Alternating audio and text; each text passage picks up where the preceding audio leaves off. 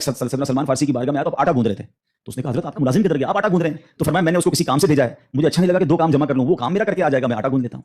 इसका मतलब अस्सलामु अलैकुम वरहमतुल्लाहि वबरकातुहू। दोस्तों, मुलाजिम और सेठ में फ़र्क, इस मौजू पर बहुत ही प्यारा बयान है मौलाना अब्दुल हबीब अत्तारी साहब का, वो आप पहले सुने।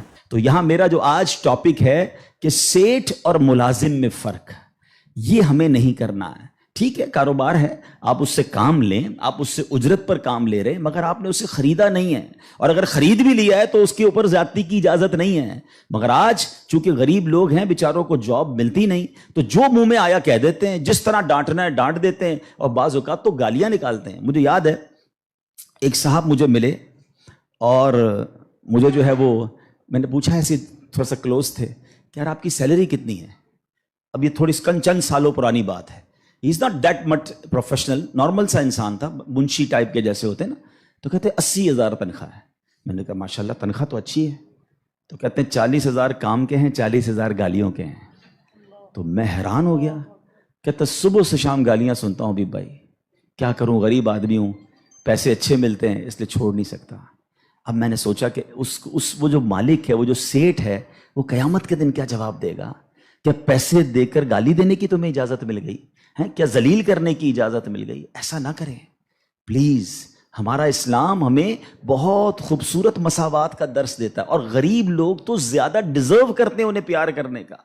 नबी पाक अलैहिस्सलाम को, अब मेरे आका का अंदाज देखिएगा, साहबा भी तो गरीब थे ना। अब साहबा में एक बहुत बड़ी तादाद थी जो असहाबे सुफ़ा के थे। असहाबे सुफ़ा, आप गए होंगे मदीने शरीफ, अल्लाह बार बार हम सबको हाजिरी अता फरमाए। वहाँ एक बेंच, एक चबूतरा बना हुआ है। ये जो असहाबे सुफ़ा थे ना, याद रखिएगा, ये अप्रॉक्सीमेटली 70 के करीब होते थे। इनकी तादाद प्लस माइनस होती थी। इनमें बहुत बड़ा नाम हजरत अबू हुरैरा रज़ी अल्लाह तआला अन्हु का भी है। ये सहाबा इतने गरीब थे कि इनके पास घर नहीं होता था, इनके पास पहनने के लिए पूरे कपड़े भी नहीं होते थे। एक लिबास, एक चादर पहन के बाज़-औक़ात बैठे होते, मगर शौक क्या था कि इल्म दीन सीखना है, नबी पाक अलैहिस्सलाम से तरबियत लेनी है। तो खाना भी प्यारे आका उन्हें भिजवा देते, और नबी पाक उनके साथ रहते थे। अब जरा याद रखिएगा, सहाबा कराम कुछ थे जो मजदूरी का काम करते थे। हमारे साथ भी कभी कभी होता है कि यार कोई मेहनत मजदूरी वाला आए तो उसके कपड़ों से स्मेल आती है, कपड़े पुराने होते हैं, बदबू आ रही होती है, हम उससे दूर हो जाते हैं। अब क्या हुआ कि नबी पाक अलैहिस्सलाम के पास कुछ ऐसे लोग आकर बैठना शुरू हुए, जब प्यारे आका अल्लाह का जिक्र कर रहे होते थे, कि बाल बिखरे होते थे, पहनने के लिए कपड़ा होता था, और उनकी स्मेल भी आती थी, कपड़ों से महक भी आती थी। तो नबी पाक अलैहिस्सलाम ने फरमाया, अल्हम्दुलिल्लाहिल्लज़ी जअला फी उम्मती मिन अमरी अन अस्बिरा नफ्सी माहुम। सब तारीफ़ें अल्लाह पाक के लिए हैं जिसने मेरी उम्मत में ऐसे लोग पैदा फरमाए जिनके साथ अपनी जान मानूस रखने का मुझे हुक्म दिया गया है। और ये हुक्म अल्लाह ने कुरान मजीद फुरकान हमीद में दिया, वस्बिर नफ्सका मअल्लज़ीना यदऊना रब्बहुम बिलगदाती वल अशिय्यि युरीदूना वजहहू। और अपनी जान को उन लोगों के साथ मानूस रख जो सुबह शाम अपने रब को पुकारते हैं, उसकी रिजा चाहते हैं। गरीब हैं मगर नेक हैं, अल्लाह की रिजा चाहते हैं, जिक्र इलाही करते हैं। आका फरमाते नबी पाक उन मजदूरों के साथ बैठ जाया करते थे। और आज बाज़ औक़ात हम अपने साथ ऐसे लोगों को बिठाना पसंद नहीं करते, बहुत माजरत के साथ। ये तकब्बुर की निशानी है।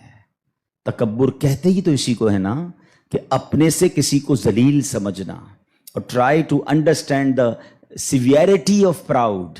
ये जो तकब्बुर है ना, ये इतना खतरनाक गुनाह है कि सबसे पहले तो ये समझिए कि कायनात में सबसे पहला गुनाह क्या हुआ था, तकब्बुर हुआ था और हसद हुआ था। ये इतने पुराने गुनाह शैतान ने किया था। शैतान कोई पहले से ही अल्लाह का नाफरमान नहीं था। 40,000 साल उसने इबादत की, जन्नत का खजांची था, फरिश्तों का उस्ताद था, मुअल्लिमुल मलकूत था। Once in a life time he did proud. एक बार तकब्बुर किया, हजरत आदम को सजदा करने से इनकार किया ना। जुमला क्या था उसका, कुरान में मौजूद है ना, अना खैरुम मिन, अल्लाह मैं इससे बेहतर हूं। खलकतनी मिन नारियों व खलकतहू मिन तीन, तूने मुझे आग से बनाया और इसको मिट्टी से बनाया, मैं तो इससे बेहतर हूं। Actually this is the definition of तकब्बुर। यही तारीफ है तकब्बुर की, मैं इससे बेहतर हूं। ये ख्याल दिल में नहीं आना चाहिए, मैं पैसे वाला हूं, ये अल्लाह की अता है, मैं भी मजदूर हो सकता था, میں بھی کسی کا ملازم ہو سکتا تھا. میں نے اور آپ نے کون سی اتنی کمال کی عبادتیں کر لی جو مجھے اللہ نے فیکٹری اونر بنا دیا, مجھے بزنس دے دیا اور مجھے 50-100 ملازم دے دیے. میں بھی تو کسی کا ملازم ہو سکتا تھا. یا ہم کبھی سگنل پر ہماری گاڑی کھڑی ہوتی ہے اور کچھ بچے آ کے صاف کرتے ہیں تو کبھی سوچا کہ اس کی جگہ میرا بچہ بھی ہو سکتا تھا. میں اے سی والی گاڑی میں اور صفائی کرنے والا بچہ باہر, اس میں میرا کمال کیا ہے؟ صرف رب کی مہربانی ہے, صرف اللہ کی عطا ہے. اور آپ میں سمجھدار بزنس مین بیٹھے ہیں, یہ سرکل بدلنے میں بھی دیر نہیں لگتی ہے. ہاں مطلب جو آج کرو فرض سے جی رہا ہے, آج ملینر اور بلینر ہے, غریب ہوتے دیر نہیں لگتی. آپ تو کاروباری لوگ ہیں, آپ کو پتا ہے مارکیٹ اپ اینڈ ڈاؤن کیسا چلتا ہے. اللہ معاف کرے کسی کی فیکٹری میں آگ لگ جاتی ہے, کسی کے کوئی پیسے کھا جاتا ہے. ہم نے اپنی زندگی میں زکات دینے والوں کو زکات لینے والا بنتے دیکھا. آپ کووڈ کا زمانہ دیکھ لیں, آپ ترکی کا زلزلہ دیکھ لیں, آپ بارشیں ہو رہی ہیں, اللہ پاک سب کے لیے خیر والا معاملہ فرمائے. ورنہ آج سے کچھ سالوں پہلے جو سندھ میں بارش ہوئی, ہم نے بڑے بڑے لوگوں کا بزنس تباہ ہوتے دیکھا. منٹوں میں دنوں میں بندہ کا سب کچھ چلا جاتا ہے. عقل مند وہ ہے جو ہر حال میں شکر گزار رہے, کیونکہ اللہ نے شکر کا کیا وعدہ فرمایا ہے. قرآن میں رب نے فرمایا لَإِن شَكَرْتُمْ لَأَزِيدَنَّكُمْ, تم میرا شکر ادا کرو میں تمہیں اور عطا کروں گا. اس نے وعدہ کیا ہے. تو شکر کیا ہے؟ سب کے ساتھ پیار, سب سے محبت, اور جو کچھ میرے پاس ہے یہ آلویز میری خیال ہونا چاہیے اس میں میرا کوئی کمال نہیں ہے, یہ میرے رب کی عطا ہے, میرے رب نے دیا ہے. تو اے میرے پیارے اسلامی بھائیوں, ہمیں غریبوں کا, مزدوروں کا, ملازمین کا ہمیشہ خیال رکھنا ہے, ان کا دل نہیں دکھانا ہے. جنت اور جہنم میں ایک بار مکالمہ ہوا, ڈیبیٹ بٹوین جنت اینڈ جہنم. اب ذرا سنیے گا. جہنم بولی میں وہ ہوں جس میں ظالم اور تکبر کرنے والے ڈالے جائیں گے, اور جنت نے کہا میں وہ ہوں جس میں کمزور اور غریب لوگ داخل کیے جائیں گے. یہ کمزور اور غریب پہلے جنت میں جائیں گے, ہمیں ان سے دوستی رکھنی چاہیے. نبی پاک اصحاب صفہ کے درمیان بیٹھتے تھے اور ہمیں غریب اچھے نہیں لگتے. اب حال یہ ہو گیا ہے انفارچونیٹلی, میں صرف آپ کو نہیں کہہ رہا, اللہ کرے آپ میں سے کوئی بھی ایسا نہ ہو, چونکہ بیان لائیو جا رہا ہے اور ہم ایک چیمبر آف کامرس کے پلیٹ فارم سے یوں سمجھے کہ ایڈریس کر رہے ہیں تمام بزنس کمیونٹی کو اور تمام ان لوگوں کو جن کو اللہ نے نوازا ہے, کہ آپ غور کریں کہ آج یہ حال ہو گیا کہ بندہ اگر غربت کی لائف سے امیری لائف میں آ گیا نا تو غریب دوستوں کو پہچاننا بھول جاتے ہیں. ان سے ملتے نہیں ہیں کہ یار میرے سٹیٹس کو خرابی ہو جائے گی جب میری موٹر سائیکل والا یا میرا کوئی رشتہ دار رکشا چلانے والا ہے, یا میرا جناب کوئی پرانا رشتہ دار بیچارہ بہت غریب ہے اور وہ ٹھیلا لگاتا ہے, تو لوگ اس رشتہ دار سے اپنا تعلق ختم کر دیتے ہیں کہ میں کیسے بتاؤں یہ میرے چاچا کا بیٹا رکشا چلانے والا ہے. حالانکہ یاد رکھیے کوئی کام ہلکا نہیں ہوتا, اگر وہ حلال ہے وہ عزت والا ہے. میں بتاتا ہوں آپ کو, حضرت ابراہیم بن ادم رحمت اللہ تعالی اللہ کے بہت بڑے ولی ہیں, فرماتے ہیں مجھے یہ بات پہنچی ہے کہ جو بندہ حلال کی تلاش میں ذلت کی جگہ کھڑا ہوتا ہے اس کے لیے جنت واجب ہو جاتی ہے.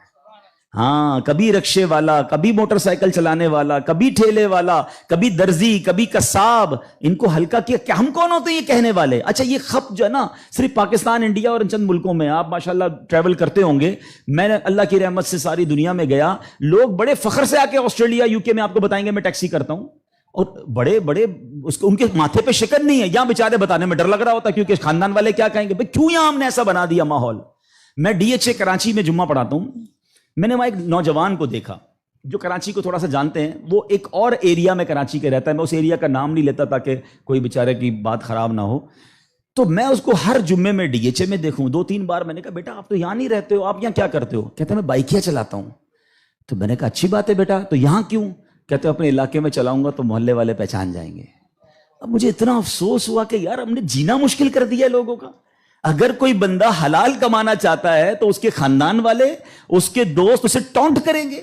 اور میں یہاں ایک اور میسج بھی دینا چاہتا ہوں, یہ ہمارے بھائی بھی بیٹھے ہیں, یہ جتنے کاروباری مجھے آج سن رہے ہیں یا بعد میں سنیں, ہم نے اپنا اورا ایسا بنا کے رکھا ہے کہ یار میں جب بھی کام کروں گا نا تو بڑا ہی کروں گا. اب اگر بڑا کام نہیں چل رہا تو چھوٹا کام کرنے کو ذلت نہ سمجھیں. ہمارے کئی نوجوان صرف اس لیے جاب نہیں کر رہے کہ جناب مجھے میرے کیلیبر کی جاب نہیں مل رہی ہے, میری ڈگری یہ ہے مجھے وہی جاب چاہیے. ارے بھائی جاب نہیں مل رہی تو جو کام روزگار کمانے والا ہے, آج کل گاڑی چلا کر, موٹر سائیکل چلا کر, جناب ٹھیلے لگا کر, اچھے لوگوں نے کیوس بنا کر بعد میں آگے جا کے بڑی ہوٹلیں کھول لی, لیکن چونکہ سٹارٹ کرتے وقت آپ کو روڈ پہ کھڑا ہونا ہوگا تو اس میں کوئی حرج نہیں ہے. میں نے بتایا تو صحیح کہ جو حلال رزق کی تلاش میں ذلت کی جگہ کھڑا ہوتا ہے اس کے لیے جنت واجب ہو جاتی ہے. تو میں ان نوجوانوں کو بھی ایڈریس کرنا چاہتا ہوں, بلکہ ان کاروباری لوگوں کو ایڈریس کرنا چاہتا ہوں کہ کسی وجہ سے اگر آپ کو آپ کے مطلب کا کاروبار نہیں مل رہا لیکن روزی تو چلانی ہے نا. اگر آپ کوئی ایسا کام کرتے ہیں جس کو آج کل کے لوگ اس کو چھوٹا سمجھتے ہیں تو ان کی سوچ کی طرف نہ جائیں. میرے رب کی رضا ہے, آپ حلال کمانا شروع کریں, اللہ اس میں برکت ڈال دے گا. اس بات کو ایک واقعے سے سمجھیے گا. اب نبی یہ پاک کا اسٹائل دیکھیے گا. یہ میں آپ سب کو مشورہ دیتا ہوں کہ جب بھی کوئی ایسا بندہ آ کر آپ کو بتائے نا کہ میں جناب رکشہ چلاتا ہوں, میں ٹیکسی چلاتا ہوں, میں ٹھیلا لگاتا ہوں, اس کی حوصلہ افزائی کرے. پیارے آقا نے دیکھے کیسے حوصلہ افزائی کی. ایک صحابی رسول آئے, کہتے حضور میں کپڑے بنتا ہوں, جولاہا کہتے تھے, درزی کہہ لیں, ٹیلر کہہ لیں آج کا, میرا پیشہ کیسا ہے. پیارے آقا سے اس نے سوال کیا کہ حضور بتائیے میرا پیشہ کیسا ہے.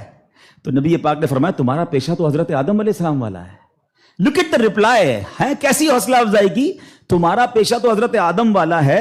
سب سے پہلے جس نے کپڑا بنا وہ حضرت آدم علیہ السلام ہیں. بے شک تمہارا پیشہ وہ ہے جس کی ضرورت زندوں کے ساتھ ساتھ مردوں کو بھی ہوتی ہے.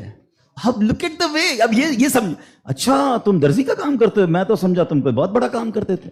کپڑے سیتے ہو, لوگوں کے بال کاٹتے ہو. Why we are discouraging the people.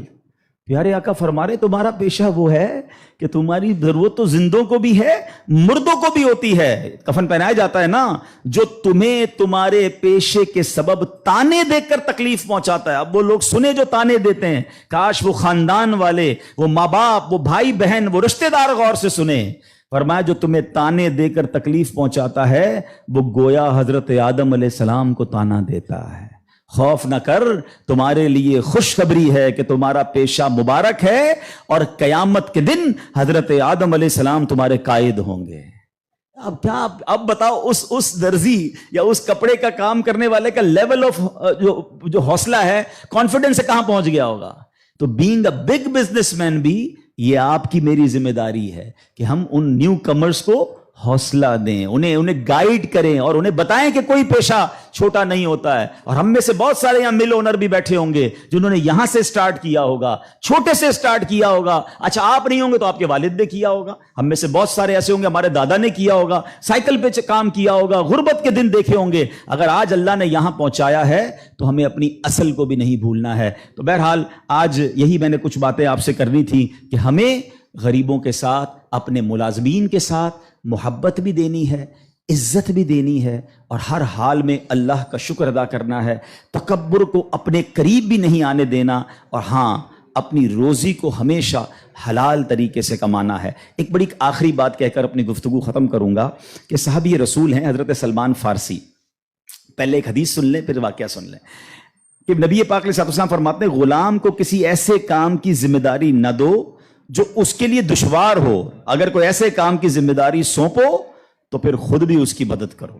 حضرت سلمان فارسی جو تھے, ابو قلابہ فرماتے ہیں کہ ایک مرتبہ ایک شخص سیدنا سلمان فارسی کی بارگاہ میں آیا تو آپ آٹا گوندھ رہے تھے. تو اس نے کہا حضرت آپ کا ملازم کدھر گیا, آپ آٹا گوندھ رہے ہیں؟ تو فرمایا میں نے اس کو کسی کام سے بھیجا ہے, مجھے اچھا نہیں لگا کہ 2 کام جمع کر لوں, وہ کام میرا کر کے آ جائے گا, میں آٹا گوندھ لیتا ہوں. اس کا مطلب کیا ہوا کہ حدیث پاک میں تم اپنے خادم کے عمل میں جتنی کمی کرو گے تمہارے اعمال نامے میں اتنا ہی ثواب لکھا جائے گا. اب گرمی کے دن ہیں, میں اور آپ چاہیں کہ ہم اے سی میں بیٹھیں اور ہم تھوڑا سا کام کریں اور ملازمین سے ڈبل کام کروائیں. ان دنوں میں تخفیف کریں, کچھ ان کے کام آسان کریں. کیا فرمایا؟ جتنا کام کم لوگے اتنا ثواب بڑھا دیا جائے گا. کچھ سپورٹو کردار ادا کر لیں تو یہ بھی اللہ کو راضی کرنے والا کام ہے. تو اللہ کرے کہ ہم یہ کرنے میں کامیاب ہو جائیں. ہمیشہ حلال کمانا ہے, یہ میرا آخری میسج ہے. اپنی زندگی کا اصول بنا لیں. یاد رکھیں جو نصیب میں لکھا ہے نا وہ کوئی نہیں چھین سکتا. ہاں, اور جو میرے نصیب میں نہیں مجھے کوئی دے بھی نہیں سکتا. تو جب لکھا ہے وہ ملنا ہے تو حرام کیوں کمانا ہے؟ یاد رکھیں حدیث پاک میں آتا ہے, میرے آقا فرماتے ہیں کہ سب سے زیادہ پاکیزہ کھانا وہ ہے جو اپنی کمائی سے بندہ کھائے. اپنے ہاتھ کی کمائی بھی بڑی پسند ہے اور پاک کمائی والے کے لیے جنت ہے.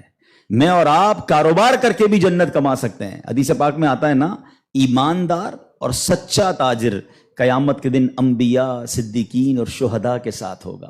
یہ کسی مفتی کی فضیلت بیان نہیں کر رہا, کسی حافظ قرآن کی نہیں, business man. Yes we can go ان جنہ ود انبیاء کرام. دیر از اونلی ون کنڈیشن, کاروبار کرو, سچا کرو, ایمانداری کے ساتھ کرو, دھوکہ نہ دیں. آپ جنت, پیسے بھی کمائیں اور جنت بھی کمائیں.